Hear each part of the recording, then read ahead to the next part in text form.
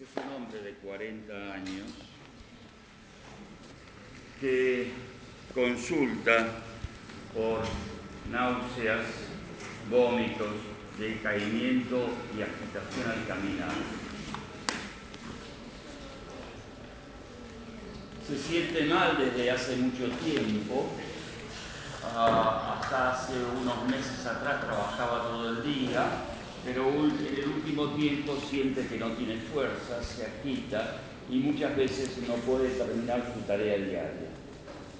Ha perdido varios kilos de peso porque no tiene apetito, siente asco a la carne y muchas veces tiene vómitos matinales. Hace un año, en una consulta por cefaleas, le encontraron hipertensión arterial, lo medicaron, no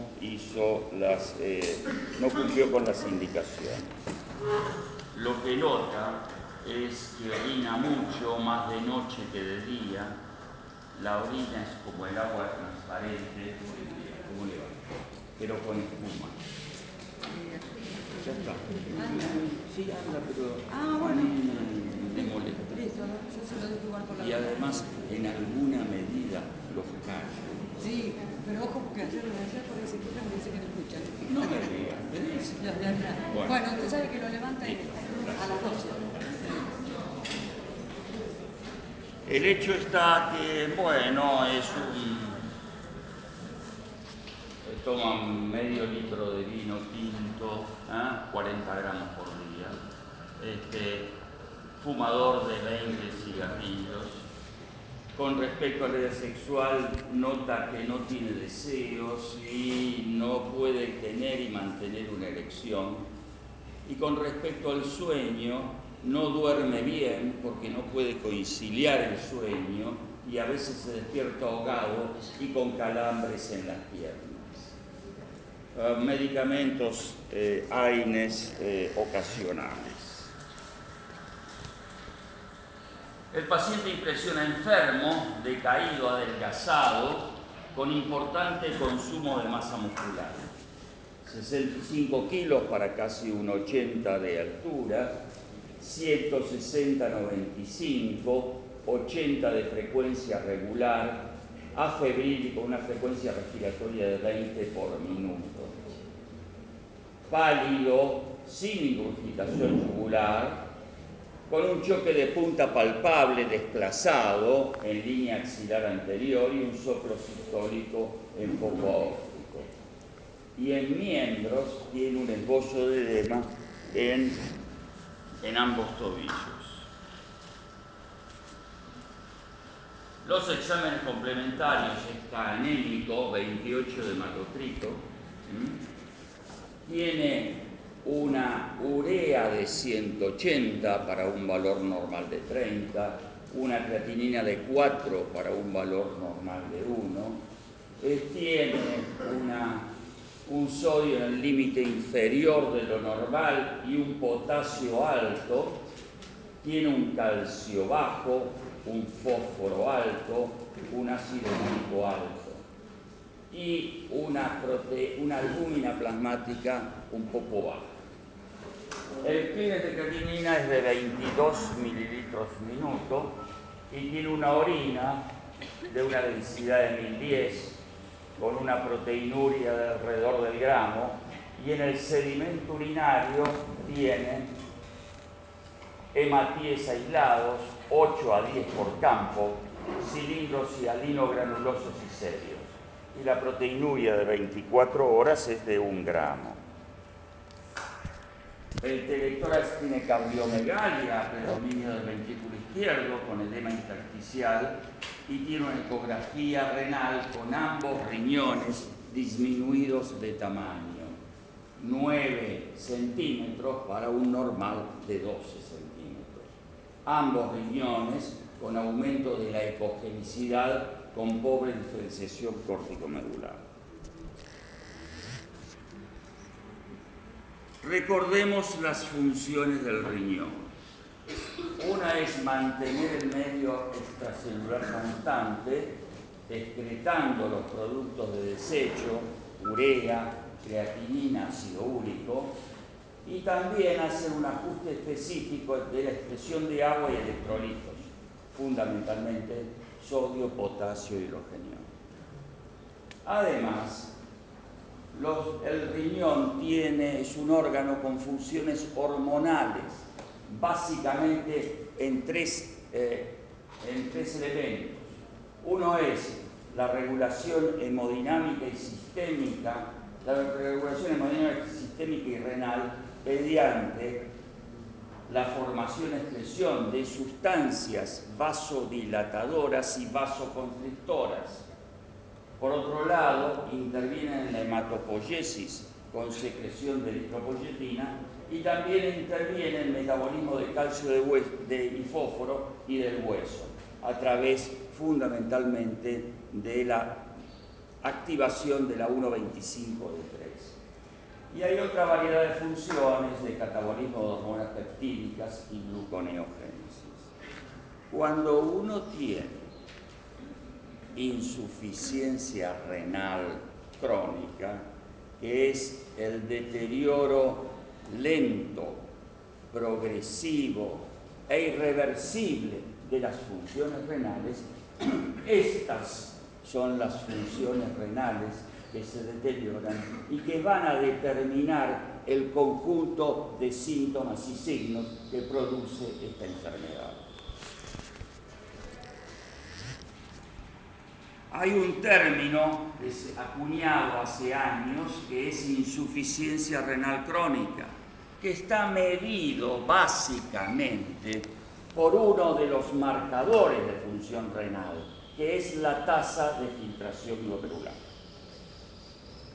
Se expresa la insuficiencia renal crónica como la disminución de la tasa de filtración a menos de 60 mililitros minuto por unos 73 metros cuadrados de superficie corporal. En los últimos años se ha acuñado otro término que es enfermedad renal crónica, que ajusta mucho más. Y se denomina enfermedad renal crónica de acuerdo a los siguientes datos. Uno es daño renal por más de 3 meses, y se define como anomalías estructurales o funcionales del riñón con o sin disminución de la tasa de filtrado glomerular. Vamos a anomalías que se manifiestan por lesión renal histológica, por ejemplo una biopsia, o marcadores de daño renal que incluyen anomalías en sangre u orina y anomalías en las pruebas de las imágenes. Y además, por el otro elemento, que es la tasa de filtración glomerular menor de 60 mililitros por más de 3 meses. ¿Qué significa? Que la enfermedad renal crónica se puede manifestar porque hay alteraciones estructurales en el riñón. Por ejemplo, un individuo con poliquistosis renal, ¿de acuerdo? O un individuo que tiene alteraciones ecográficas o radiológicas de hipotrofias renales, uni o bilaterales. La otra cosa con la cual se manifiestan es por alteraciones histológicas, con alteraciones en la morfología histológica normal. Y desde el punto de vista clínico, digamos, se manifiestan inicialmente por alteraciones en la orina, básicamente con marcadores de daño renal, por ejemplo, proteínas en la orina o elementos formes en la orina patológicos, y además por alteraciones en sangre u orina, por ejemplo, el aumento de la urea, el aumento de creatinina, el aumento de ácido úrico. Y por supuesto, con filtrado glomerular digamos, que puede bajar. Se definen distintos estadios en la enfermedad renal crónica. Y tenemos estadios que van de 1 a 5. El estadio 1 son individuos que tienen filtrado glomerular normal, pero tienen manifestaciones de daño renal, o sea, son capaces de tener alteraciones en la orina, fundamentalmente de proteínas y de elementos fórmicos. En el estadio 2, los pacientes tienen la lesión renal, pero ya el filtrado comienza a bajar, está entre 90 y 60. En el estadio 3, el filtrado baja más, está entre 60 y 30. En el estadio 4, el filtrado baja mucho más, entre 30 y 15, y en el estadio 5, los pacientes tienen menos de 15 de filtrado renal y requieren eventualmente reemplazo de función renal. ¿Cuál es la prevalencia de esta enfermedad? Esto está tomado de una serie americana, pero esto se ha comprobado en Argentina. La prevalencia de la enfermedad renal crónica es el 10% de la población tiene enfermedad renal crónica. Y cuando uno analiza, ve que fundamentalmente en los primeros estadios hay, si uno suma, es el 10%, y que baja abruptamente la prevalencia en estadios 4 y 5. Y esto, la lectura inicial que uno tiene que hacer es, 1, es una enfermedad frecuente. Segundo, los pacientes viven hasta estadio 4 y en estadio 4 comienzan a morirse, por eso baja la prevalencia.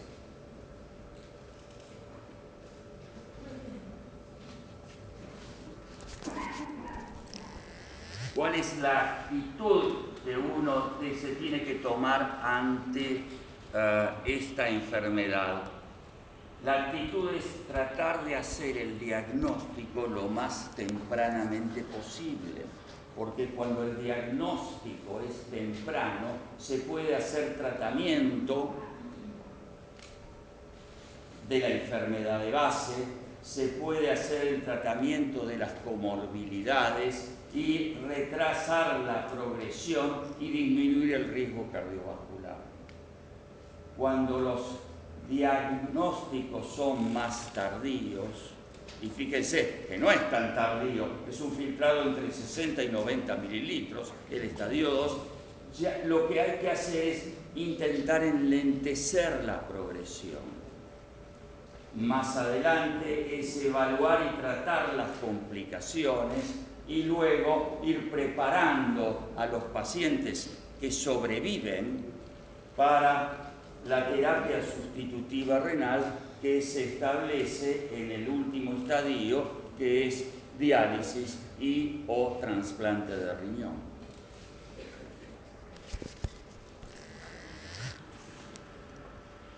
Dijimos que uno de los marcadores de función renal es la tasa de creatinina en plasma. Y si uno correlaciona filtrado glomerular, siendo acá normal y acá más bajo, con tasa de creatinina plasmática, lo que uno ve que la relación no es una relación lineal, no es que a medida que baja el filtrado glomerular aumenta la tasa de creatinina. Eso es una relación lineal. Esto es una relación de hipérbole cuadrado, que significa que un individuo puede tener una tasa de filtración glomerular baja sin que eso implique aumento de la creatinina por encima de los valores normales. Sobre todo en estadios iniciales. Estadios iniciales hasta casi el 50% del filtrado glomerular, o sea, tan inicial no es. Cuando baja más la tasa de filtrado glomerular, se incrementa mucho más la creatinina en sangre. Por lo tanto, primera reflexión clínica. La creatinina es un marcador un poco más precoz y sin tantas influencias extrarrenales que la uremia. Pero la creatinina per se, como dato aislado, no es un marcador preciso de filtrado glomerular. Por lo tanto, para hacer diagnóstico de caída del filtrado glomerular, lo que uno tiene que hacer es filtrado glomerular. O sea, o hace un dosaje, digamos, un clearance de creatinina medido, que tiene sus engorros, fundamentalmente recolectar orina de 24 horas, o una clearance de creatinina calculado por las múltiples fórmulas que ustedes ya vieron, o la más común es la de Cockcroft y Gold. Hay otra que se llama NRDR y demás. El hecho es que uno dice, el 10% de la población tiene enfermedad renal crónica. ¿Cuál es ese grupo poblacional? Los grupos de riesgo de enfermedad renal son los diabéticos, los hipertensos, los añosos, individuos con síndrome metabólico o individuos con neuropatía obstructiva baja, con infección urinaria y litiasis renal, con disminución de la masa renal por cualquier causa que tengan estos pacientes, pacientes con enfermedades autoinmunes y sistémicas o pacientes que hayan tenido antecedentes de insuficiencia renal aguda.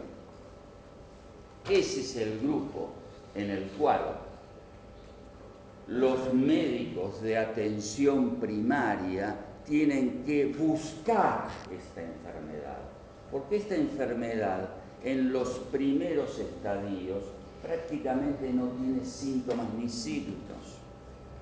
Lo que tiene son los síntomas y signos de las enfermedades de base, pero en individuos que tienen un filtrado, digamos, más de 60 mililitros, prácticamente no van a encontrar nada desde el punto de vista clínico. Miremos el tema desde el final, o sea, estos son individuos que llegaron a insuficiencia renal crónica terminal y están en tratamiento dialítico. Y si uno ve la prevalencia etiológica, tiene la primera causa diabetes, casi 23%. Segunda causa desconocida, 20%. Tercer causa, nefroangiosclerosis, que este es el nombre que los nefrólogos le damos a esos individuos con historia de hipertensión arterial, fundamentalmente. Cuarta causa, glomerulonefritis. Quinta causa, poliquistosis renal.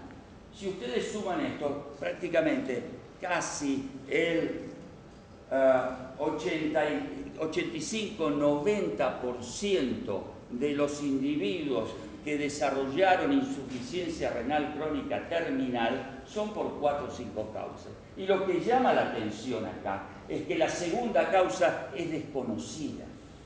Y la explicación de por qué un individuo llega a insuficiencia renal crónica terminal por causa desconocida, o sea, que no se puede determinar la etiología, es porque llegó el diagnóstico se hizo tan tardíamente que, digamos, los médicos nos encontramos con individuos con riñones chiquititos, esclerosados, atróficos, sin poder determinar por qué,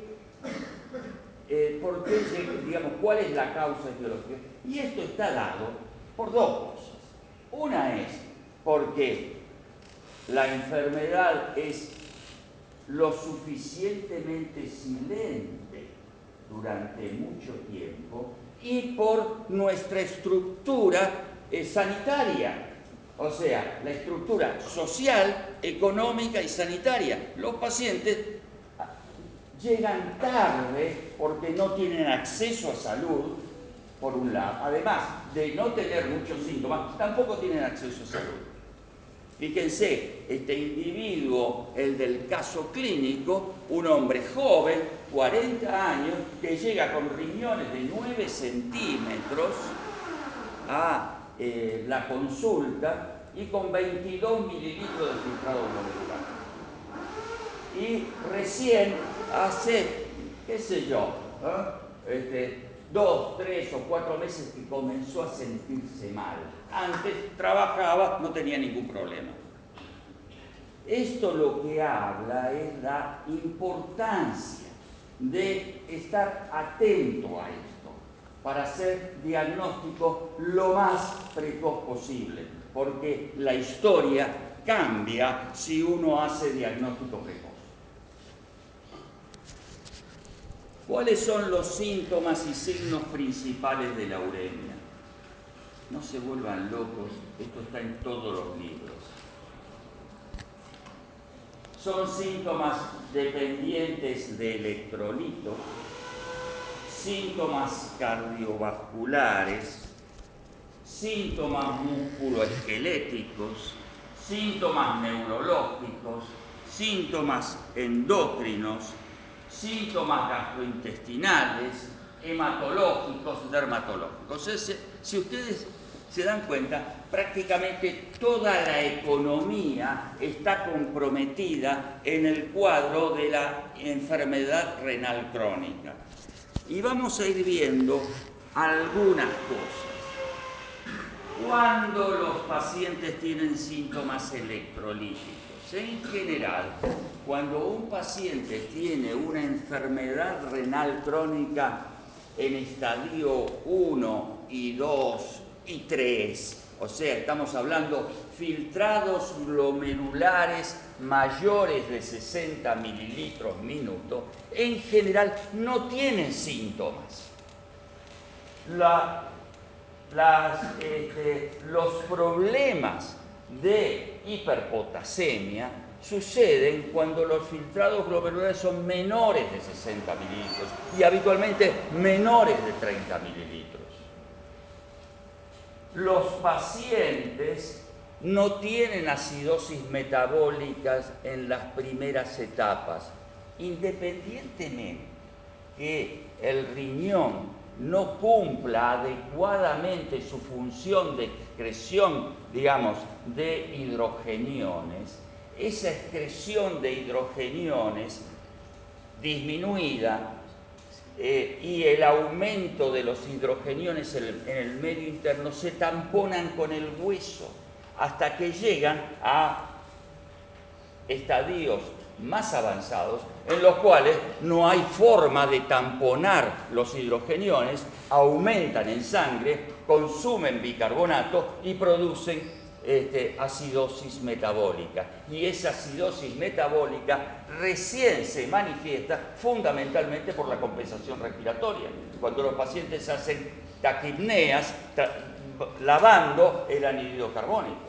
Los pacientes tienen acidosis metabólica con alcalosis respiratoria compensada. Pero esto es tardío. Los edemas dependen por un lado, de la etiología.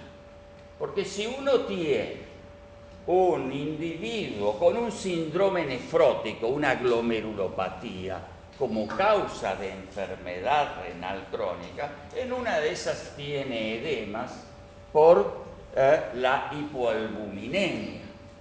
Pero si no tiene una glomerulopatía y el paciente es un hipertenso, un nefroescleroso, el edema como elemento de enfermedad renal crónica aparece tardíamente, porque el edema es la expresión de la alteración de la excreción del agua libre.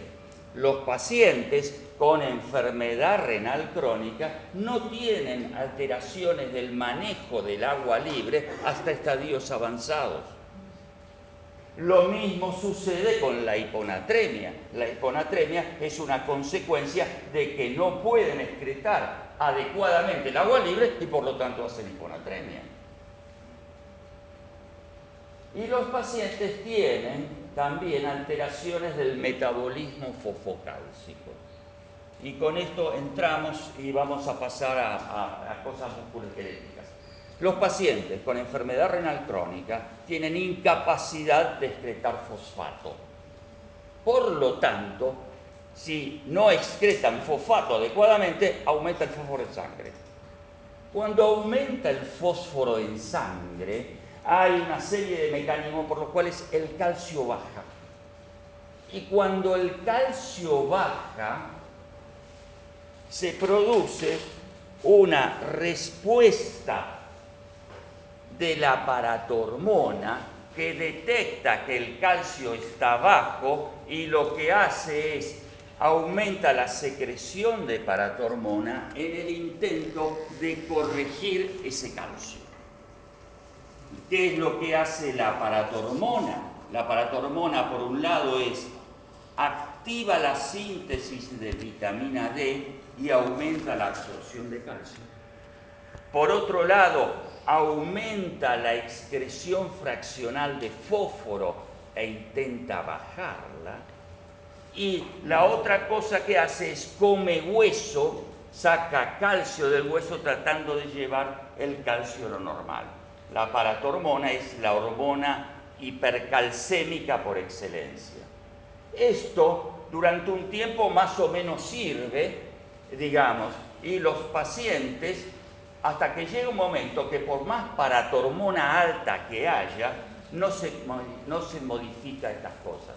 Esto se llama hiperparatiroidismo secundario, que es distinto del hiperparatiroidismo primario, que es un nódulo, una hiperplasia primaria de la glándula paratiroides. El hiperparatiroidismo primario tiene todas estas cosas, pero con función renal normal.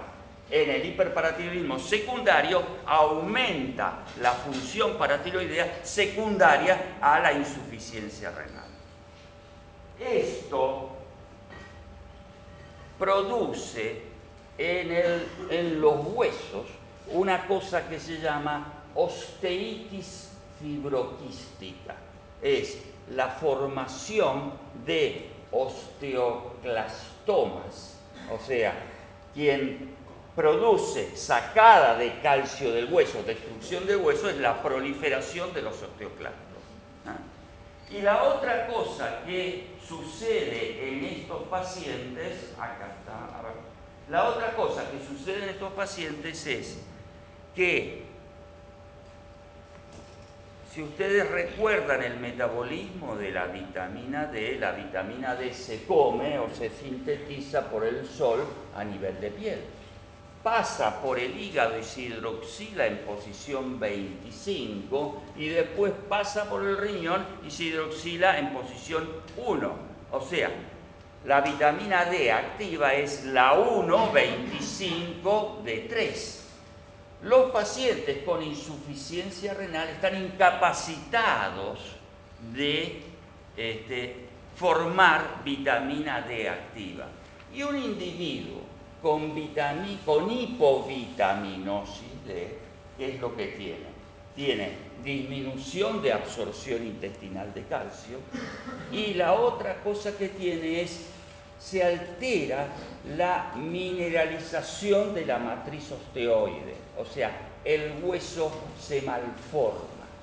Si esto sucede en la infancia, la enfermedad se llama raquitismo. Y si sucede en la adultez con huesos ya formados, se denomina osteomalacia.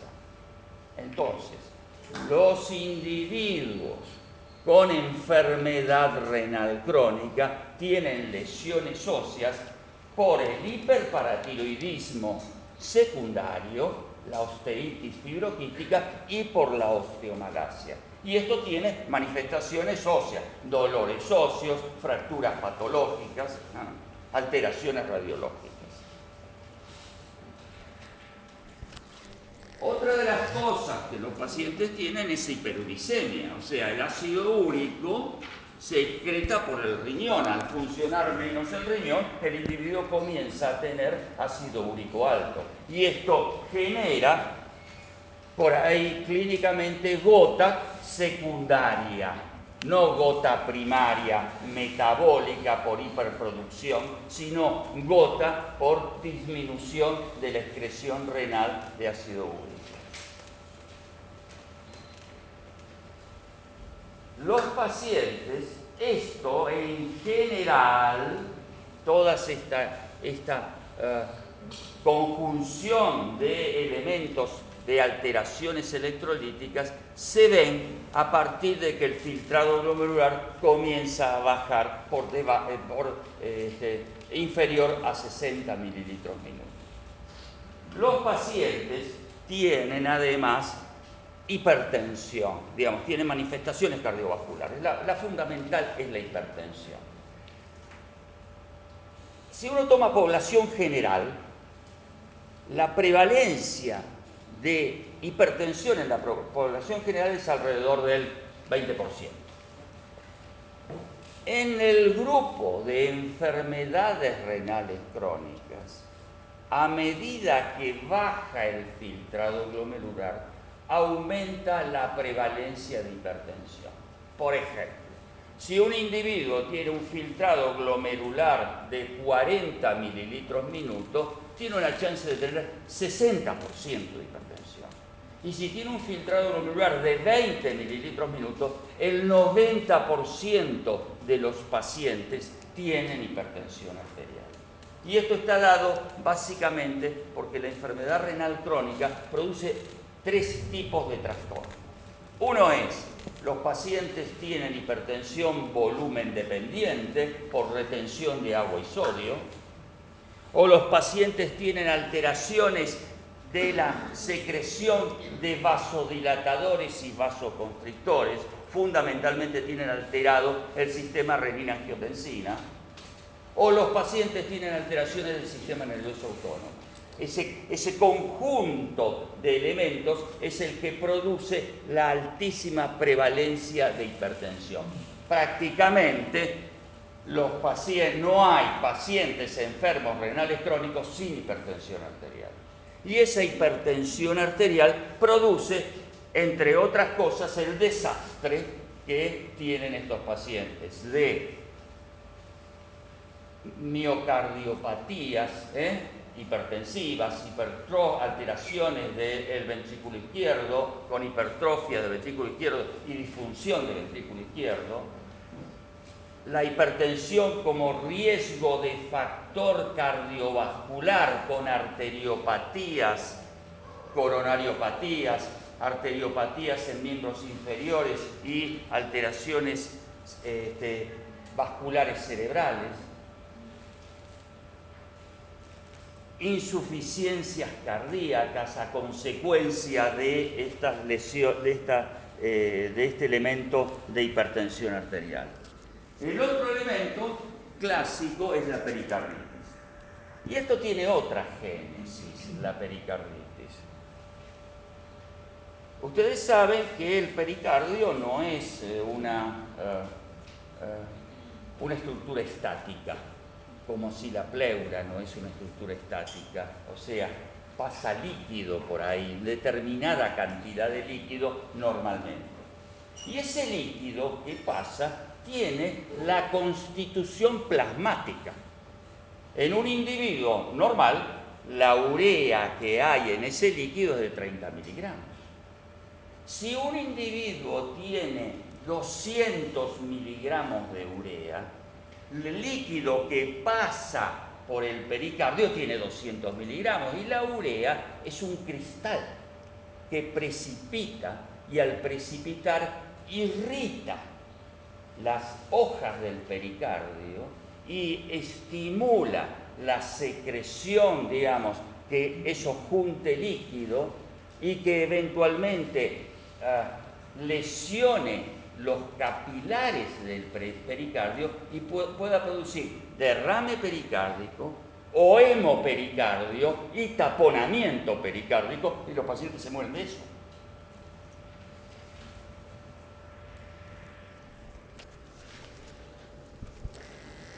Neurológicos. Cuando los individuos acumulan productos del metabolismo nitrogenado, esos productos nitrogenados son capaces de producir alteraciones en el sistema nervioso central, comienzan a producir alteraciones psiconeurológicas. Los pacientes comienzan a tener somnolencia, alteraciones en la concentración, hasta llegar eventualmente a tener convulsiones y coma. Eso es lo que se llama encefalopatía urémica. Pero además son capaces de producir un cuadro patológico en el sistema nervioso periférico, fundamentalmente sensorio-motriz, que se llama la neuropatía periférica de la insuficiencia renal. A nivel del sistema endocrino hay intolerancia a hidrato de carbono por aumento de resistencia a insulina, hay alteraciones de lípidos, esto también contribuye al cuadro de arteriosclerosis precoz que y prematura que estos pacientes tienen, y también hay disfunción sexual e infertilidad en mujeres. El otro elemento que también es importante son los síntomas gastrointestinales. Y volvemos a cuándo se producen los síntomas gastrointestinales. Se producen también tardíamente. Y los pacientes tienen anorexia, tienen náuseas, tienen vómitos, pueden tener episodios de hemorragia digestiva, y lo que se explica es por esto. Si la urea aumenta en sangre, aumenta en los líquidos, aumenta en la saliva. Por lo tanto, el paciente tiene aliento urémico. Aumenta en los jugos digestivos, por lo tanto, el paciente tiene gastritis urémica y puede tener gastritis lo suficientemente intensa como para producir un cuadro de hemorragia gástrica. El otro elemento es la anemia, o sea, los pacientes tienen déficit de formación de eritropoyetina, y al tener eritropoyetinas bajas inadecuadas, la médula ósea no produce hematíes, y esa es una anemia normocítica, normocrónica. Pero además, los pacientes comen menos, y comen menos proteínas, comen menos hierro, comen menos B12 y comen menos fólico.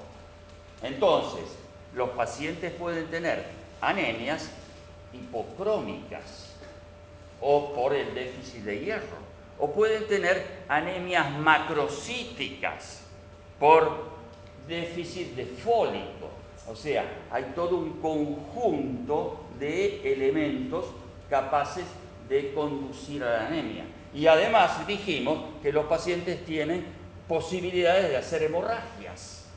Entonces también pueden tener anemia por hemorragias. En general, la causa fundamental de anemia en un renal crónico es el déficit de eritropoyetina. Y esto es una anemia que se va instalando cuando los pacientes comienzan a tener 60 de filtrado, y se va profundizando a medida de que el filtrado baja. Y así como dijimos, prácticamente no hay renal crónico sin hipertensión, tampoco hay renal crónico sin anemia. O sea, clínicamente uno puede sospechar la presencia de un paciente con enfermedad renal crónica cuando tiene la conjunción de estos dos elementos. Queda el tema del prurito. El prurito también es una de esas características de la uremia. Aumenta la urea en el sudor. Y cuando aumenta la urea en el sudor y el individuo evapora el líquido del sudor, queda cristales en la piel, que esto es lo que se denomina escarcha urémica. ¿Bien? Además, el otro elemento que también determina prurito, y un prurito muy rebelde, es las alteraciones del metabolismo fosfocálcico. Normalmente uno tiene 10 de calcio y 4 de fósforo. El producto fosfocálcico, 10 por 4 es 40. Los pacientes con enfermedad renal crónica, el fósforo le aumenta de una forma muy importante, el calcio baja un poquito. El fósforo aumenta a 6, 8 y el calcio baja de 10 a 8. Cuando uno tiene 8 por 8, es 64. Cuando el producto fosfocálcico es mayor de 50, se produce un mecanismo de precipitación de sales de fosfato de calcio a nivel de tejido blando. Ya vamos a ver algunas placas. Y otra de las cosas, también se produce precipitación de fosfato de calcio a nivel de las arterias. Por lo tanto, conduce, digamos, es uno de los factores determinantes también de la arteriosclerosis acelerada que tienen estos pacientes. Cuando se precipita las sales de fosfato de calcio a nivel de la piel, se produce prurito también intenso. No solamente por uremia, sino por, precipitación de sales de fosfato de calcio. Bueno, esto es más o menos lo que estuvimos hablando. Miremos, cuando un individuo tiene osteodistrofia renal, no se nota mucho, pero acá hay alteraciones de la reabsorción, acá hay aumento de reabsorción ósea, hay cosas que están sacando calcio del hueso tratando de elevar el nivel de calcio. Y hay precipitaciones de calcio en lugares donde habitualmente no tiene que haber. Lo que uno encuentra acá es una vértebra con más calcificada que la otra. Una vértebra, con espacios intervertebrales sanos, pero fíjense esto, se llaman jersey de rugby. Esto es una radiografía de una rodilla. Tienen el fémur, tienen la tibia, tienen el peroné. Y fíjense que acá hay rarefacciones, hay cosas como si fuesen sacabocados. Acá el calcio ha desaparecido. Esto es una osteitis fibroquística. Acá también. Y cuando uno ve la cuestión de perfil, lo que está viendo acá es esto, que es calcificación de tejidos blandos, y fíjense, esta es la arteria tibial, que parece una arteriografía. Esto no es una arteriografía, esto es la arteria tibial profundamente lesionada con arteriosclerosis. Esto es lo que pasa en la piel, hay escoriaciones, los pacientes se rascan. Además, los pacientes tienen disminución de la actividad plaquetaria. O sea, tienen plaquetas en forma, el número normal, pero con menor adherencia. Cuando uno de estos pacientes se rasca, se hacen unas estrías sanguinolentas muy importantes.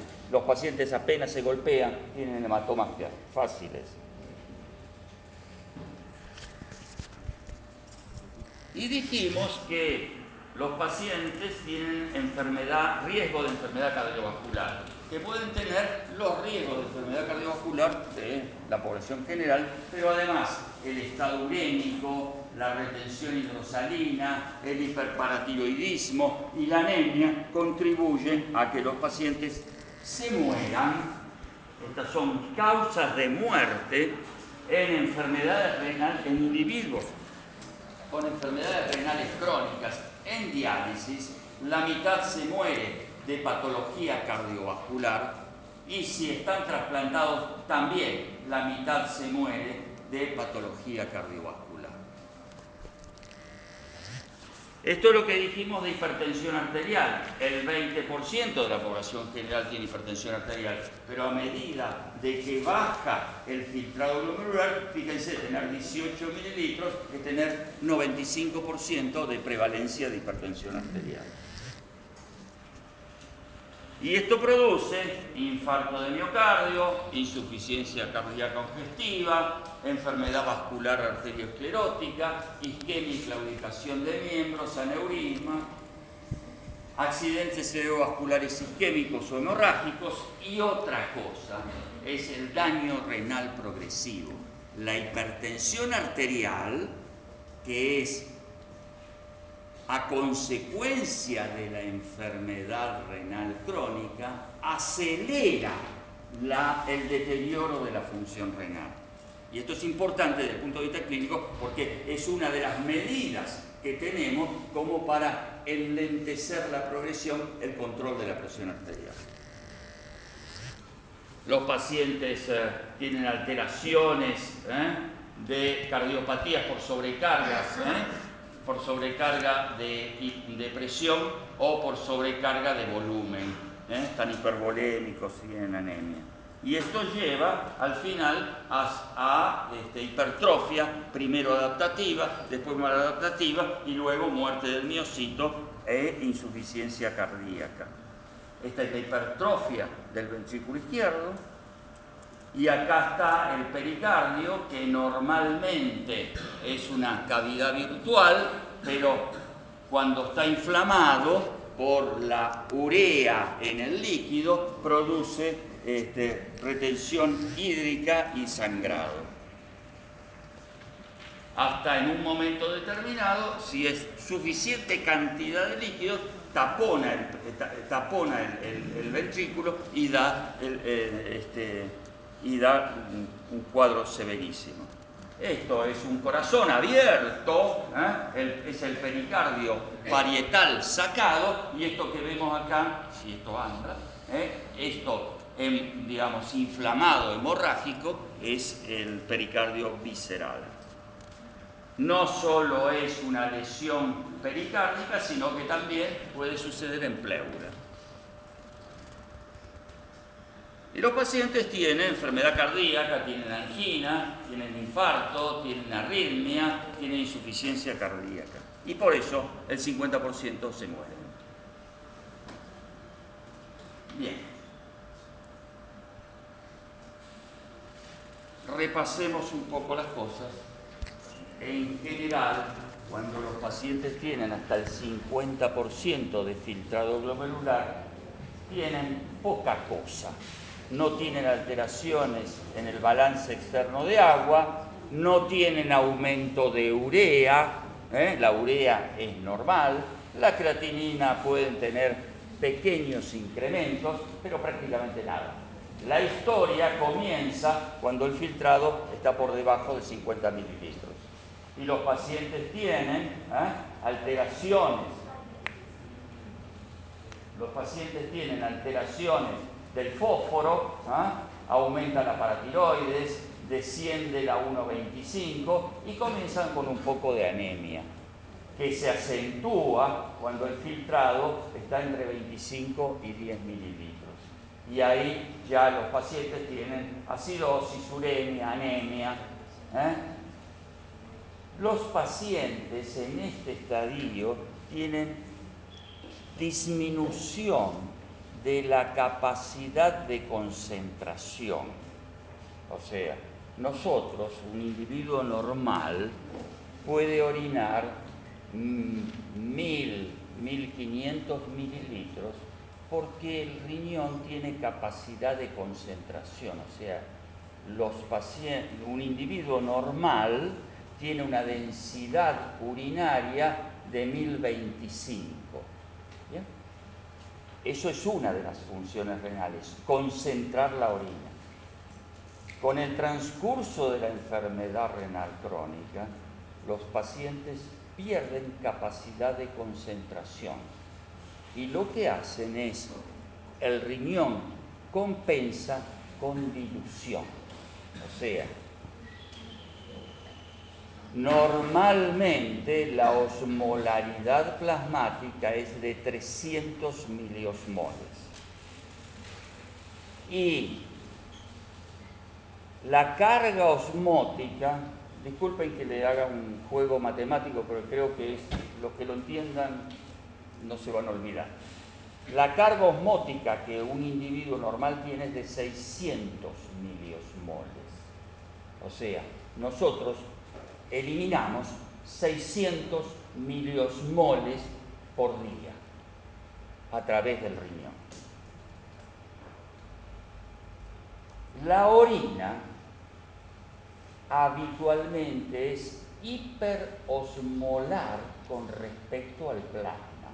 La orina tiene la capacidad de excretar 1200 miliosmoles por litro de orina. O sea, eso significa una densidad de 1030. El riñón normalmente hace eso. Cuando desarrolla enfermedad renal crónica, pierde la capacidad de concentración.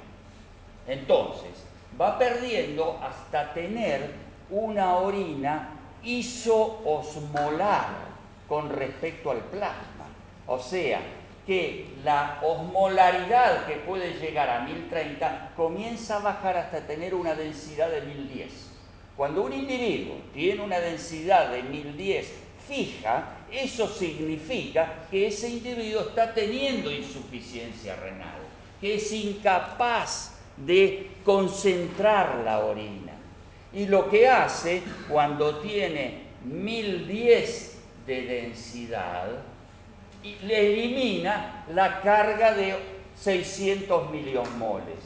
Entonces necesita 2 litros, por lo menos 2 litros de orina para eliminar la carga osmótica. Por eso los pacientes tienen poliuria. Entonces, la primer cosa que pierde el riñón desde el punto de vista funcional es la capacidad de concentración y lo compensa con dilución. A medida que avanza la enfermedad renal crónica, esa capacidad de dilución la pierde. Y entonces comienza a bajar el volumen de orina. Y baja, por ejemplo, a 1500 mililitros, en vez de los 3 litros. Y eso se llama pseudonormaluria. ¿Por qué? Porque el volumen parece normal, pero no es un volumen adecuado a la capacidad de expresión de carga osmótica que los individuos tienen. Y después, cuando sigue avanzando la enfermedad renal, baja el volumen de orina y los pacientes tienen oliguria.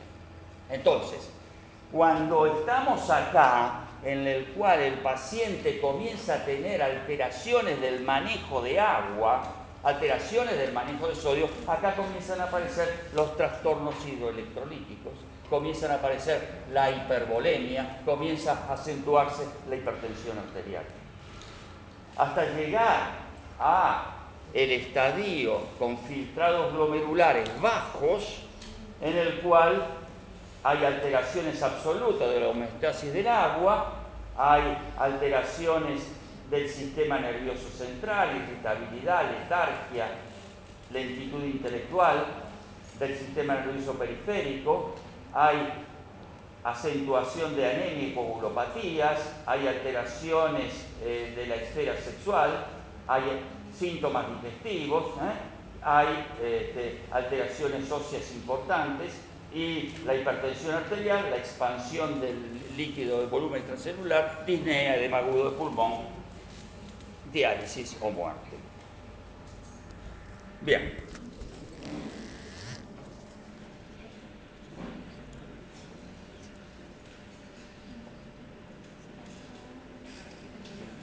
¿Cuáles son los factores que influyen en la progresión? El estricto control de la glicemia en diabéticos, estricto control de la hipertensión arterial y el uso de bloqueo del sistema renina-angiotensina. IECA o ARA2 han demostrado con capacidad de enlentecer la función. El otro elemento es restricción proteica, terapéutica hipolipemiante y corrección parcial, corrección de la anemia. ¿Qué cosas uno tiene que cuidar en el renal crónico? La depresión de volumen. Los pacientes en enfermedad renal crónica poliúrica tienen poliuria obligatoria. Son incapaces de ahorrar agua. Por lo tanto, esos pacientes tienen que tener asegurado un adecuado suministro de agua. Eso es bueno porque los pacientes en general no son bobos, los bobos somos los médicos, que los queremos estudiar y hacerle, qué sé yo, un estudio gastrointestinal y lo que decimos esté en ayuna 12 horas. Entonces, una cosa es que esté en ayuna de la ingesta oral y otra cosa es que no le demos líquidos que los pacientes necesitan para preservar su volumen extracelular. La otra cosa que uno tiene que cuidar muchísimo es el suministro de AINES. Estos pacientes tienen función renal más o menos porque tienen vasodilatación de la arteriola aferente por la liberación de prostaglandinas vasodilatadoras. Si uno le da AINES a estos pacientes y le vasocontrae la arteriola aferente, le baja el filtrado glomerular. O sea, no es inocuo el suministro de AINES en un renal crónico. Ojo con los contrastes radiológicos endovenosos, son tóxicos para el riñón y más para los pacientes con enfermedad renal crónica. Y la otra cosa es, guarda, el paciente puede tener insuficiencia renal crónica por cualquier causa, ser un diabético, un hipertenso, un glomerulopático, pero ojo que tenga una vía urinaria expedita, que no tenga un adenoma de próstata, obstruido el tracto urinario, porque lo va a embromar severamente. Entonces, para terminar, siendo el 10% de la población portador de enfermedad renal crónica, es muy difícil que esto sea atendido, el 10% de la población, por un sector especializado como son los nefrólogos. Entonces, esta es una estrategia sanitaria en la cual a los pacientes en riesgo, en población de riesgo, ya vimos cuáles eran, una de las cosas que hay es tratar los factores de riesgo cardiovasculares. Si el paciente es un hipertenso, si el paciente es un diabético o lo que fuese, necesita tratamiento. Pero además necesita identificación si tiene o no enfermedad renal crónica. Entonces se lo evalúa. Ya vamos a ver cómo se evalúa. Si el paciente, de acuerdo al estadio que se encuentre, ¿quién es responsable de esta historia? Si el paciente está en estadio 1 y 2, o sea, con un filtrado mayor de 60 mililitros, la atención y el control tiene que ser por el médico de atención primaria. Si el paciente tiene un estadio 3, o sea que está entre 60 y 30 mililitros, se comparte la atención entre el médico de atención primaria y el nefrólogo. Y si el paciente tiene estadios avanzados, 4 o 5, acuérdense que este es el grupo que se muere, y mucho, o sea, filtrados glomerulares menores de 30, estos tienen que estar por control nefrológico. Esto está acordado desde el punto de vista sanitario, este manejo. ¿Cuáles son las estrategias de protección? Controlar la proteinuria. Los pacientes que tienen proteinuria importante andan peor que los pacientes que tienen proteinuria baja, y hay medicaciones capaces de controlar la proteinuria, fundamentalmente el bloqueo del sistema renina. Controlar la presión arterial, O sea, y un elemento que tiene que estar metido acá es controlar la presión arterial con bloqueo del sistema renina-angiotensina. Si necesitan otro, también, pero primero hay que bloquearle el sistema. Restringir proteínas, restringir sodio, y dieta para individuos con índice de masa corporal mayores de 25, tratar de bajarlo. Abstención de tabaco, tratar de mantener lípidos lo más bajo posible, si el criterio es esta en población de riesgo, por lo tanto el LDL tiene que estar menos de 100, no de 130. Prevención de arteriosclerosis con agregado de antiagregantes, corrección del metabolismo mineral, tratar de manejar el calcio y el fósforo, corrección de la anemia, llevando la hemoglobina entre 11 y 12, y control de la diabetes, en el caso de diabéticos, tener una hemoglobina glicosilada lo más baja posible. ¿Cómo tamizamos a estos pacientes? Primero detectamos la población de riesgo. ¿Y qué hacemos en esa población de riesgo? Muy pocas cosas. Además de interrogatorio, examen físico, todas las cosas, lo que tenemos que hacerles es una orina. Buscando en la orina proteínas y buscando un sedimento urinario. Y la otra cosa que hacemos es, le sacamos una muestrita de sangre y con una creatininemia le hacemos un clearance de creatinina calculado. Si esos individuos tienen estas dos pavadeces normales, listo, los volvemos a tamizar, a investigar entre 1 a 3 años, dependiendo de los factores de riesgo. Si hay alguna alteración, hay proteinuria, hay sedimento de orina alterado, hay un clearance calculado bajo, profundizamos el diagnóstico. La diferencia acá entraría en el grupo de diabéticos. El grupo de diabéticos, además de esto, requiere un dosaje de microalbuminuria, porque en esos pacientes que tienen microalbuminuria, los diabéticos con microalbuminuria, hay que tratarlos, porque con el tiempo la microalbuminuria se transforma en macroalbuminuria y llegamos tarde. Bueno, paramos un par de minutos y seguimos con insuficiencia renal aguda.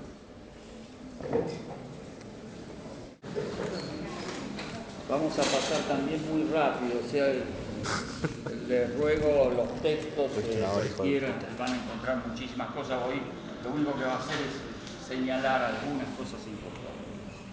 La insuficiencia renal aguda es la disminución abrupta y sostenida del filtrado glomerular que se produce en horas o semanas con retención de productos nitrogenados desechos como la urea y la creatinina. O sea, si enfermedad renal crónica, el desarrollo lento, progresivo e irreversible, esto no es sácate. Bien. Entonces, esta enfermedad es una enfermedad de relativamente frecuente. Ya vamos a ver, acá hay números. Es más o menos 200 casos por millón de habitantes por año y es una enfermedad que tiene distintos niveles de gravedad. Hay un grupo de estos 200, o sea, 25 pacientes por millón de habitantes por año requieren tratamiento de reemplazo de función renal. Bien. Cuando uno dice, para que un riñón funcione, ¿qué se necesita? se necesita que llegue suficiente volumen sanguíneo, suficiente volumen plasmático y que ese volumen plasmático sea filtrado. Números. Normalmente uno recibe el 20% del volumen minuto. O sea, de 5 litros de volumen minuto está recibiendo 1200 mililitros de sangre. En esa sangre la mitad es paquete globular, la mitad es plasma. O sea, de esos 1200 de sangre recibe 600 mililitros de plasma. Y el filtrado glomerular es un pedazo de ese líquido plasmático es depurado. Normalmente se depura el 20% del volumen plasmático. Si el volumen plasmático normal es 600 y el filtrado glomerular es el 20%, son los 125 mililitros minuto de plasma que se depuran. De ahí viene el famoso número del clearance de creatinina. Bien, entonces, necesitamos que llegue volumen.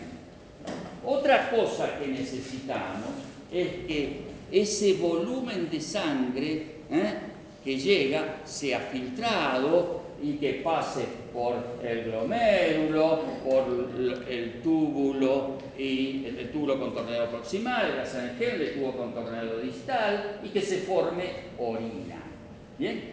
Y la otra cosa es que esa orina sea eliminada al exterior. Si cualquiera de estos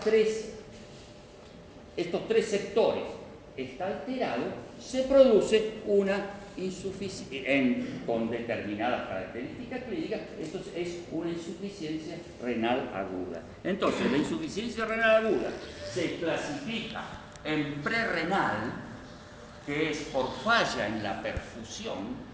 Ya vamos a ver las causas de falla en la perfusión. Esto es casi el 60% de las insuficiencias renales. Puede ser insuficiencia renal por alteraciones en la estructura renal, y acá es el 35 al 40%. Vamos a ver cuáles son las causas. O puede ser insuficiencias obstructivas o postrenales, que es por el flujo urinario interrumpido, que es menos frecuente. Entonces, esta forma, digamos, tienen expresiones clínicas distintas, prevalencias distintas, terapéuticas distintas. En última instancia, hay fallo en la función renal, caída abrupta del filtrado glomerular, y eso es la insuficiencia renal aguda. Bien, esto más o menos es la misma historia. La insuficiencia renal aguda tiene causas prerrenales, tiene causas postrenales y tiene causas renales. Y acá entran, hay una subclasificación, pueden ser por enfermedades vasculares, por glomerulonefritis, por nefritis intersticial y por un cuadro muy particular que se llama necrosis tubular aguda, que está separado porque además es la causa más frecuente de insuficiencia renal aguda parenquimatosa. Y acá se reconocen etiológicamente isquemia, toxinas y pigmentos. Prerrenal. A ver, un individuo tiene una gastroenteritis, tiene una quemadura, o sea, tiene pérdida de volemia absoluta. Al perder la volemia en forma absoluta, disminuye el filtrado glomerular. ¿Bien? O tiene una insuficiencia cardíaca, una arritmia grave, una hipotensión importante en la cual no ha perdido en forma absoluta volumen, pero el riñón se hipoperfundió. ¿Bien? Si esta historia sucede, ¿qué es lo que sucede con el riñón? El riñón percibe de que recibe menos volumen. Y al percibir que recibe menos volumen, ¿qué es lo que hace? Filtra menos. Al filtrar menos, lo que hace es, por activación de hormona antidiurética, por activación del sistema renina-angiotensina-aldosterona, por activación del sistema simpático, lo que hace es guarda, tengo volumen bajo, tengo que preservar circulación coronaria y circulación cerebral. Y por lo tanto aumenta la reabsorción de agua y aumenta la reabsorción de sodio.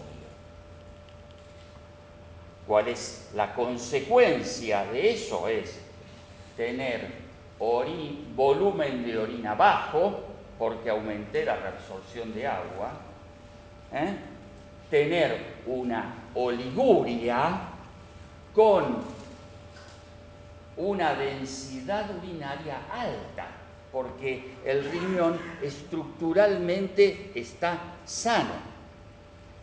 ¿Bien? Y esa orina tiene una densidad urinaria alta, tiene un contenido de sodio bajo, porque está actuando renina, angiotensina, aldosterona, reabsorbiendo todo el sodio que puedo, o sea, tiene un sodio de menos de 20 miliequivalentes. Y otra cosa que tiene es que el sedimento urinario es normal, porque estos pacientes tienen indemnidad estructural del riñón. O sea, el sedimento urinario no tiene nada. Si se corrige rápidamente la causa desencadenante, la disminución absoluta o relativa del volumen circulante, el riñón recibe más líquido y comienza a resolver todo. O sea, esta es una enfermedad que si se corrige rápidamente, la cosa funciona bien. Pero si se retrasa o falla, el riñón sigue isquémico y lo que sucede es una necrosis tubular aguda. Vieron que cuando hablamos de necrosis tubular aguda dijimos por pigmentos, por toxina y por isquemia. O sea, la prolongación en el tiempo de la situación de isquemia renal es capaz de producir daño estructural.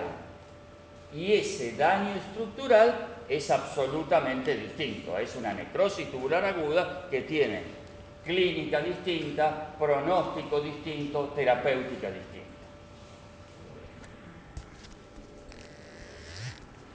Bueno, dijimos acá que las manifestaciones clínicas son las características del proceso de base. O sea, tiene la insuficiencia cardíaca, tiene la hemorragia digestiva, tiene la gastroenteritis, tiene la quemadura, tiene lo que se le ocurra. Y desde el punto de vista renal, fundamentalmente son oligúricas. Otra de las cosas que tiene es, digamos, acá la insuficiencia renal se mide por retención de productos nitrogenados. Se mide por urea y se mide por creatinina, en plasma. La urea tiene un peso molecular de 60 y la creatinina tiene un peso molecular de 180. La urea, cuando aumenta en el túbulo la reabsorción de agua y sodio, como tiene un peso chico, también se reabsorbe. La creatinina, que tiene un peso molecular de 180, no se reabsorbe. Por lo tanto, cuando en estas circunstancias uno mide urea y creatinina, normalmente la relación es 30 miligramos de urea para 1 miligramo de creatinina. Pero como estos pacientes aumentaron la reabsorción de urea, pero no aumentaron la reabsorción de creatinina, se disocia. Entonces, uno encuentra pacientes que tienen 90 de urea y tienen 1,5 de creatinina. Está alterada esta relación. Y acá lo que dijimos, la orina es típicamente concentrada con escaso o nulo contenido de sodio. Insuficiencia renal posrenal. Para que se produzca insuficiencia posrenal tiene que haber obstrucción bilateral. Sí. Si uno tiene un individuo con una litiosis renal que hace un cólico renal y el cálculo se le enclavó en el uréter y le obstruyó el riñón, eso no es una insuficiencia renal aguda obstructiva. Para haber insuficiencia renal aguda obstructiva se necesita en 2 riñones obstrucción bilateral y obviamente en un riñón la obstrucción unilateral. Entonces, en general, el lugar, si recuerdan anatomía, ustedes tienen que en la vejiga tienen el trígono con la embocadura de la uretra y la embocadura de ambos uréteres, digamos, en el piso de la vejiga. Para obstrucción bilateral, bueno, sí, puede haber obstrucción bilateral alta, una fibrosis retroperitoneal, pero en general la obstrucción bilateral muy frecuentemente se establece en el trígono. Y ahí está la próstata en el hombre y el cuello de útero en la mujer. Entonces, patologías benignas o malignas de la zona de la zona urinaria baja son las que habitualmente causan este tema de la insuficiencia renal aguda obstructiva. Desde el punto de vista clínico, cuando uno dice insuficiencia renal aguda obstructiva, es algo que bloqueó la permeabilidad en el transporte de la orina. Y este bloqueo tiene una característica clínica que es la anuria cero. Que decir anuria cero es una redundancia idiomática, porque anuria es no orina y anuria cero es no orina, no orina. ¿De acuerdo? Entonces, tiene que haber clínicamente hay alta sospecha cuando un paciente viene y dice hace 12 horas que orinó nada. ¿De acuerdo? No obstante, como esto es un mecanismo mecánico, puede ser un mecanismo mecánico valvular, o sea, que el paciente haya tenido periodos de anuria y posteriormente una poliuria. ¿Por qué? Porque se destapó un cachito la obstrucción. O sea que es otro elemento de sospecha la oliguria, la alternancia entre la anuria y la diuresis profusa. Las causas, vamos a ver después, son múltiples. ¿Y qué es lo que produce esto? Cuando un individuo deja tiene obstrucción al libre flujo de orina, todavía está teniendo presión a nivel renal de filtración glomerular. Pero a medida que se llenan los vasos, se llenan los tubos, va aumentando la presión en la vía excretora. ¿Hasta qué? Hasta compensar, hasta igualar la presión de filtración. Y cuando se iguala la presión en la vía excretora con la presión de filtración glomerular, se deja de producir orina. Y ahí, al dejarse de producir orina, comienza la retención de productos nitrogenados. ¿Bien? Entonces, por supuesto en medicina hay cosas más o menos clásicas cuando hay aumento de la presión en la vía urinaria, comienza a producirse dilatación de la vía urinaria y comienza a producirse ureterohidronefrosis. Y la ureterohidronefrosis, o sea, la dilatación de la vía urinaria en un paciente con estas características clínicas detectadas ecográficamente, hace diagnóstico, es decir, este tipo tiene una insuficiencia renal aguda obstructiva y lo que hay que hacer es, bueno, establecer los mecanismos terapéuticos, digamos, adecuados para cada condición clínica. En medicina, por supuesto, nada es absoluto, hay circunstancias en las cuales, si hay fibrosis retroperitoneal, deshidratación severa y demás, uno es capaz de no ver la dilatación, pero en general se ve la dilatación. Bien, vamos a tomar como modelo de insuficiencia renal aguda parenquimatosa la causa más frecuente, que es la necrosis tubular. 2 o 3 comentarios sobre las otras causas. Si un individuo tiene un aneurisma disecante de aorta, que en la disección se lleva por delante las arterias renales y no se perfunde el riñón, eso es una insuficiencia renal aguda de causa vascular, no es una prerrenal, La prerrenal era la disminución de la volemia, acá no llega volemia directamente. Si el individuo tiene, qué sé yo, una fibrilación auricular y tiene embolias, coágulos en la aurícula izquierda que se desprenden y se ensartan en las arterias renales, digamos, tiene una insuficiencia renal aguda de causa vascular. Si tiene un síndrome nefrótico, el paciente, y tiene un estado de hipercoagulabilidad lo suficientemente importante y hace trombosis bilateral de la arteria, de las venas renales, ahí tiene causa vascular. ¿Ya? Si el individuo tiene una glomerulonefritis, una posinfecciosa, pero suficientemente severa con formación de semiluna, es capaz de hacer una insuficiencia renal aguda de causa glomerular. Si tiene una ingesta de un antibiótico, qué sé yo, meticilina, y hace una reacción alérgica y una nefritis intersticial, es capaz de producir una insuficiencia renal aguda túbulo intersticial.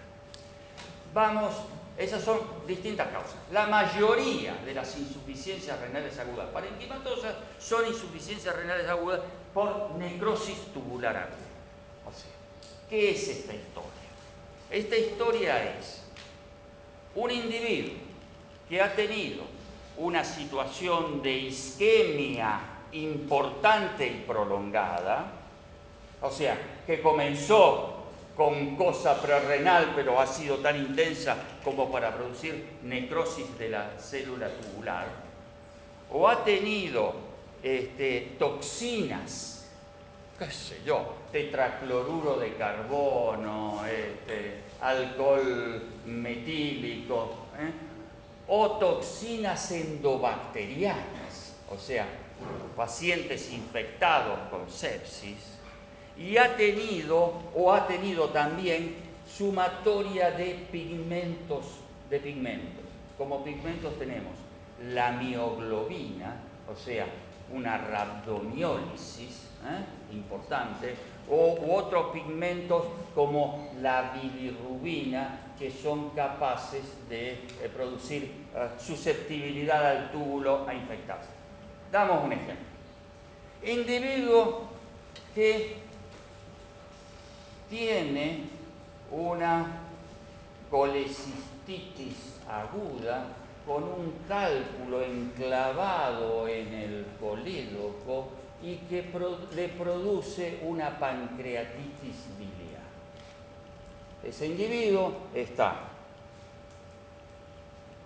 con un cuadro de vómitos, puede tener diarreas, ese individuo está infectado y tiene un germen gram negativo y además está transpirando por fiebre, ese individuo está ictérico y además tiene liberación de enzimas pancreáticas. A ese individuo, para hacer el diagnóstico, se lo mete en un tomógrafo y se le hace una tomografía computada con yodo como elemento de contraste. Ese individuo se le hace el diagnóstico, se le ponen antibióticos a lo mejor nefrotóxicos, se lo mete en quirófano, se lo anestesia, se hipotensa, sale con sondas nasogástricas, con una no muy adecuada hidratación parenteral.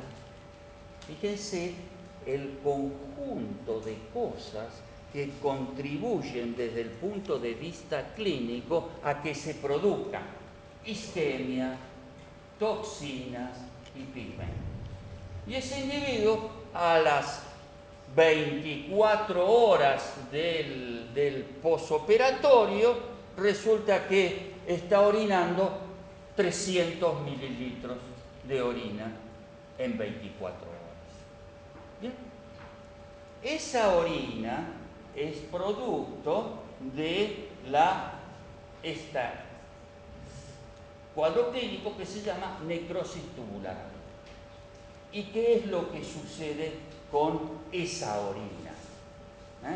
Primero, es un individuo que tiene toda una serie de... Después vamos a ver ahora unas fotitos y demás, una obstrucción dentro del túbulo renal por la necrosis de las células, tiene alteraciones, tiene membrana basal denudada con reabsorción de líquidos, tiene alteraciones vasculares con disminución del filtrado glomerular, y la orina que produce es una orina escasa, como en la prerrenal, pero con diferencias sustanciales.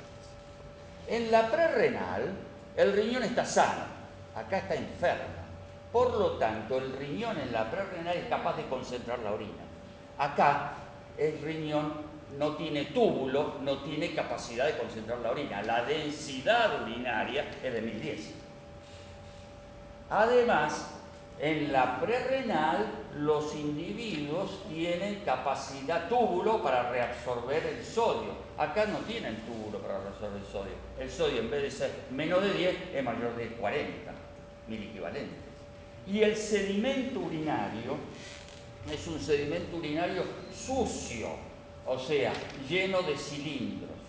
Esas cosas diferencian desde el punto de vista del análisis de orina, diferencian una prerrenal de una parenquimatosa. Elemento clínico esencial, porque a la prerrenal lo que hay que reponerle volemia. A por más que le repongamos volemia, no va a responder. Y si le reponemos volemia en forma intensa, abrupta, este individuo es capaz de no responde y le podemos precipitar un edema agudo de pulmón. ¿Bien? En la prerrenal dijimos que los pacientes tienen retención nitrogenada fundamentalmente de urea y no de creatinina.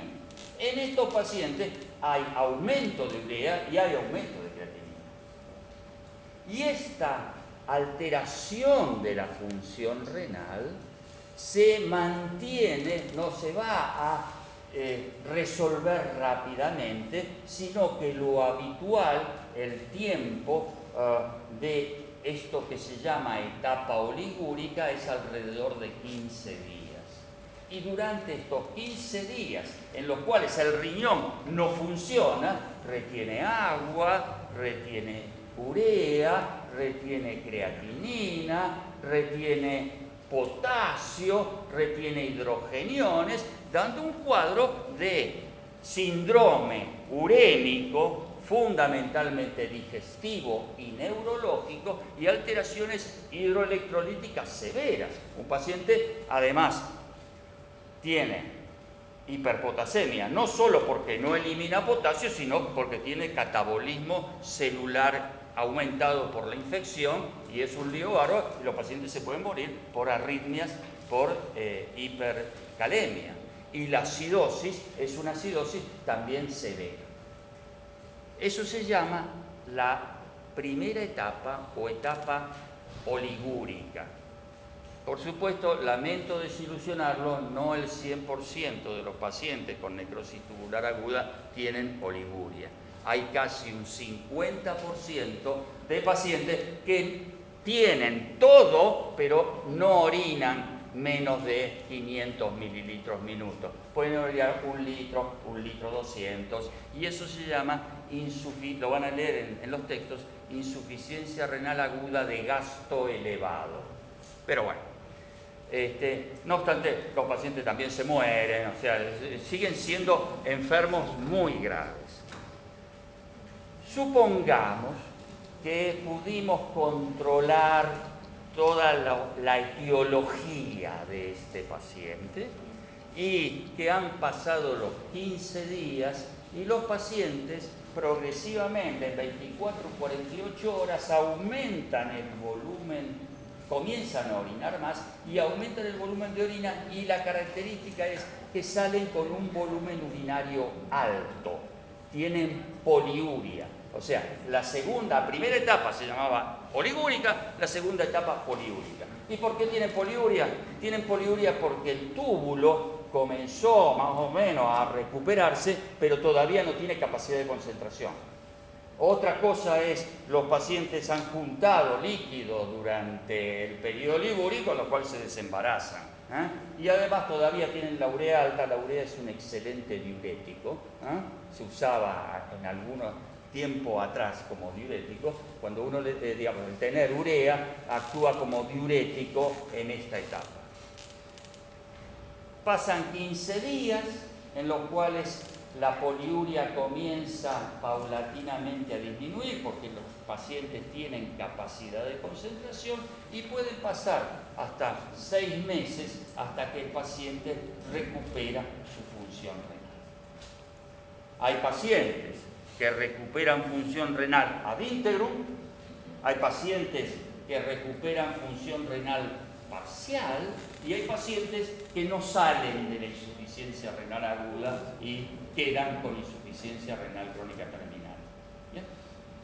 Esta enfermedad tiene mortalidad alta, y la mortalidad alta depende de la causa etiológica, otra del huésped. Es distinto una insuficiencia renal aguda en un individuo de 20 años que en un individuo de 70, 80 años, que sea diabético, vascular, hipertenso, lo que fuese. Y también depende del tratamiento per se del síndrome de necrosis tubular aguda. Bueno, vamos a ver algunas diapositivas.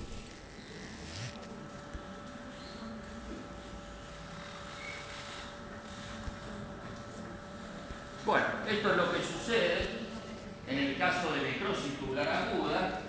Acá uno tiene, a ver,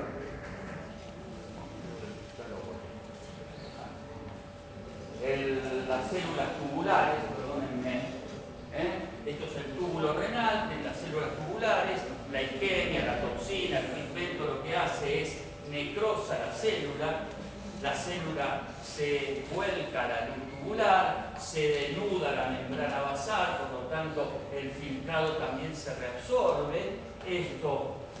Hay alteraciones en el funcionamiento de las células tubulares, las células necróticas por ahí obstruyen el túbulo renal, y esto es lo que sucede en la necrosis. Obviamente, para recuperar esto se necesita tiempo, o sea, esos 15 días. Puede variar, como todas las cosas, entre el desvío estándar entre 2,30, pero días. La media son habitualmente 15 días.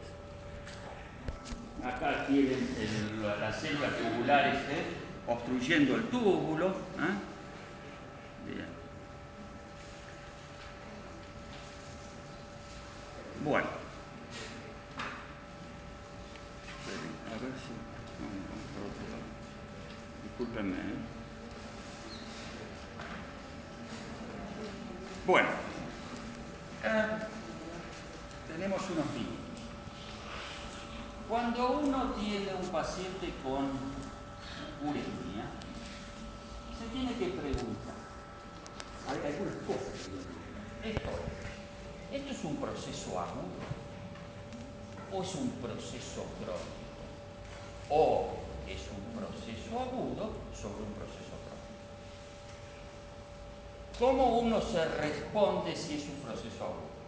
Si uno tiene la suerte de tener una creatinina de un mes atrás y la creatinina es normal y hoy tengo una creatinina de 8, bueno, esto evidentemente es un proceso agudo. El segundo punto es ver si este individuo tiene factores de riesgo. O sea, una cosa es un individuo que venga con una gastroenteritis que se pescó desde hace 5 días, que está vomitando y con diarrea, y antes estaba sano y ahora eso, también la clínica ayuda mucho. Y la otra cosa que ayuda es que el paciente no tenga estigmas de enfermedad renal crónica. O sea, que no sea un hipertenso, vimos que se acuerdan, hipertensión, anemia, lesiones radiológicas óseas, prurito importante, o sea, que tenga pinta de ser un renal crónico. Y el otro elemento objetivo y claro es una ecografía renal. Normalmente un renal crónico tiene riñones chicos, con atrofia de corteza, con aumento de ecogenicidad. Si uno encuentra eso en un individuo con 8 creatinina, esto es un renal crónico. Si encuentra una ecografía normal, uno dice, esto es un insuficiente renal agudo. ¿Bien?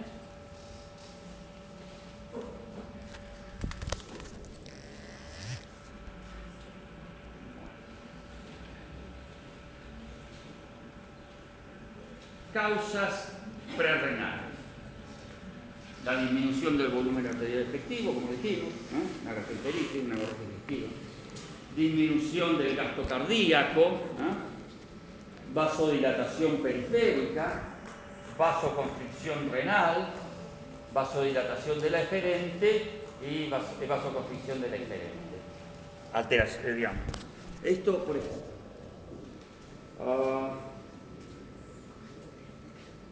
Ustedes tienen un individuo con hipovolemia crónica, síndrome nefrótico, insuficiencia cardíaca, hepatopatía crónica. Normalmente esos individuos tienen un volumen arterial efectivo en el límite.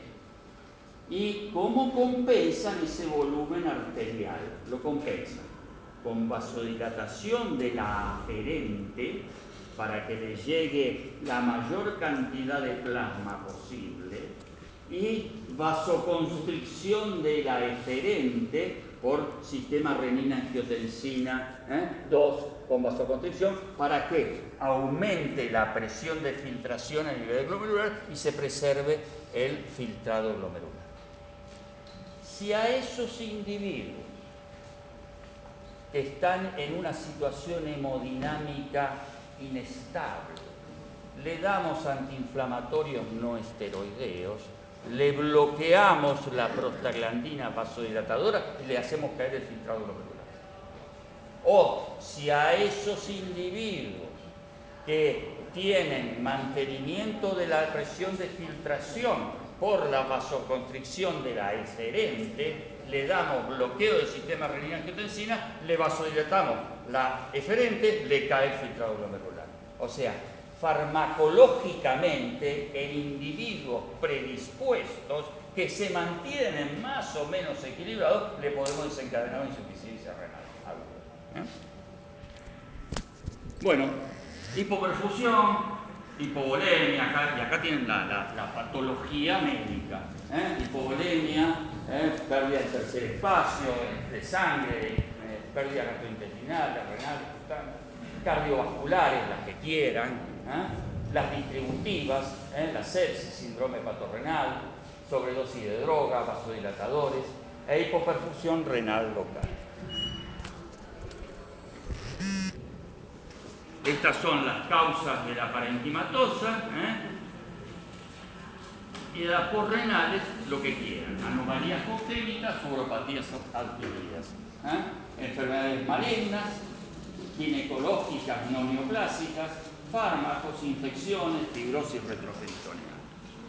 Esto es un riñón, una pieza anatomopatológica en la cual encuentran esta inmensa dilatación de pelvis y cálices con atrofia cortical. Esto es la expresión ecográfica. Tienen un riñón y acá está el riñón y encuentran la dilatación de la pelvis renal. Esto en el contexto clínico adecuado hace diagnóstico de obstrucción. Esto es una antigüedad, pero también la traigo. Esto es un urograma excretor en el cual el paciente tiene dilatación de ambas vías excretoras, de pelvis y cálices, y mirado un poquito más abajo, además tiene dilatación de ambos uréteres, y la causa son dos cálculos enclavados en unión urétero-vesical. Bueno.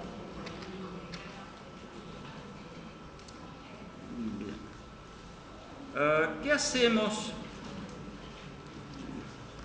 No hay tiempo, me quedan 4 minutos, discúlpenme.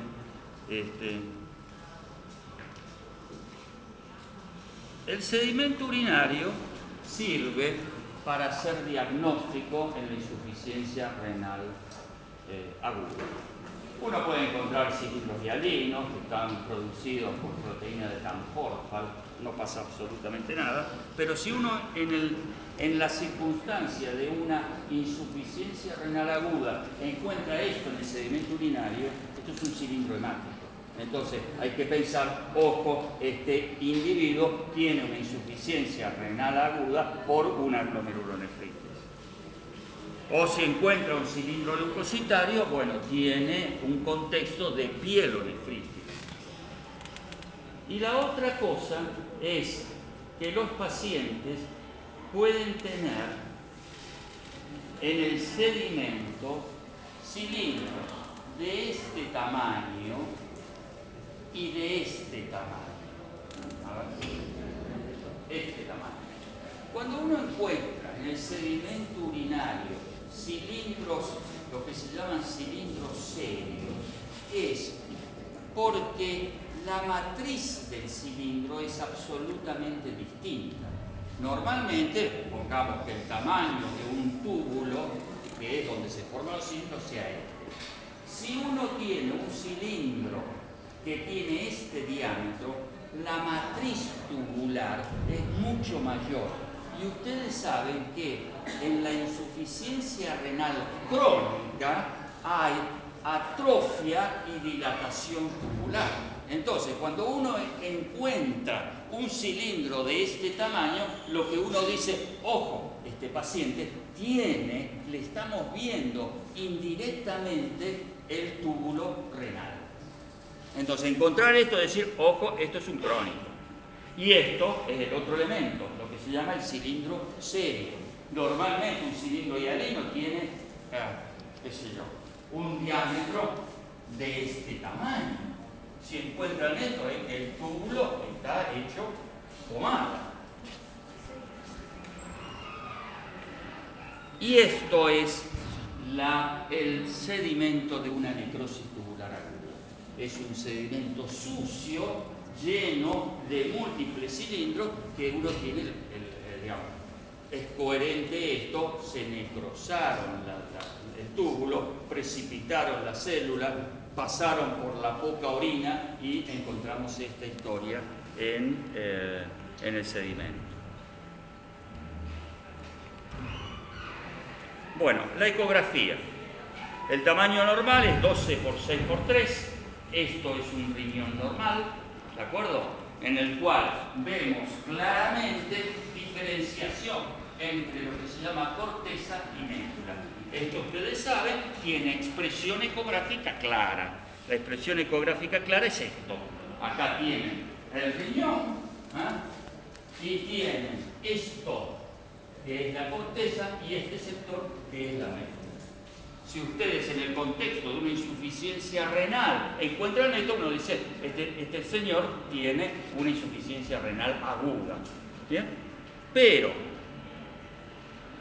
si encuentran esto es un individuo normal en el cual esto es el hígado y está el riñón. Y fíjense que hay una diferenciación clara de la ecogenicidad hepática con la ecogenicidad de la corteza renal.